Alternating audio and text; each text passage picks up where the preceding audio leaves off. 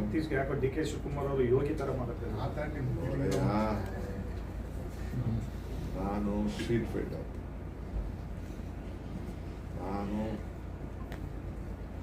ಬರೀ ಇದನ್ನ ಬಸ್ನ ₹3 ಕೊಡಬೇಕು ಅಂತ ಹೇಳಿದ ತಕ್ಷಣ 3 ಸತಿ ಕೊಡಬೇಕು ಅಂದ ತಕ್ಷಣ ವಿತಿನ್ 1 ಮಿನಿಟ್ ನಾನು ₹1 ಕೋಟಿ ಚೆಕ್ ಕೊಟ್ಟವನು.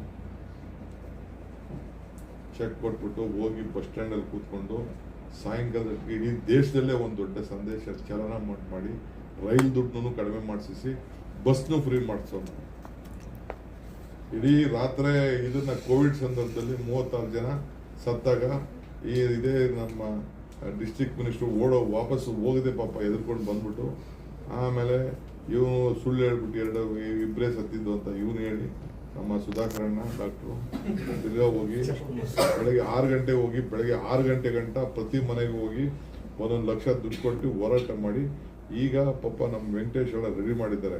ನಾನೇ ಬಂದು ಚೆಕ್ ಕೊಡ್ತೀನಿ ಸುಮ್ಮನೆ ಅಂತ ಹೇಳಿದ್ದೀನಿ ಎಲ್ಲರಿಗೂ. ಅವ್ರಿಗೆಲ್ಲ ಕೆಲಸ ಕೊಡ್ತಾ ಇದ್ದೀನಿ.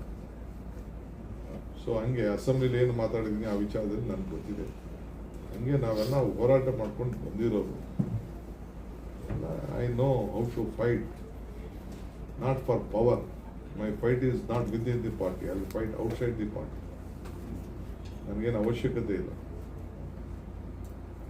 ಯಾರಾದ್ರೂ ನಾನು ಸುಮ್ಮನೆ ಇದ್ಬಿಟ್ಟಿದ್ದೀನಿ ಅಂತ ತಿಳ್ಕೊಂಡಿದ್ರೆ ಅದು ಅವ್ರಿಗೆ ಬಿಟ್ಟಿದ್ದು. ಕ್ರಾಂತಿ ಮಾಡ್ತೀರಾ ಬಜೆಟ್ ನಂತರ? ಕ್ರಾಂತಿ ನಾನೇನ್ ಮಾಡ್ಬೇಕಾಗಿಲ್ಲ. ನನಗೆ I believe in myself. ನನಗೆ self confidence. I live on hope always. ಪ್ರಯತ್ನ ಪ್ರಾರ್ಥನೆ ಎರಡೂ ಫಲ ಕೊಡುತ್ತೆ ಸರ್ ನಿಮ್ಗೆ ಈ ಸಲ? ನಾನೇನ್ ಪ್ರಯತ್ನ ಮಾಡ್ಬೇಕಾಗಿಲ್ಲ. ನನಗೇನು ಯಾವಾಗ ಏನ್ ಬರ್ಬೇಕು ನಂಗೆ ಬಂದೇ ಬರ್ತದೆ.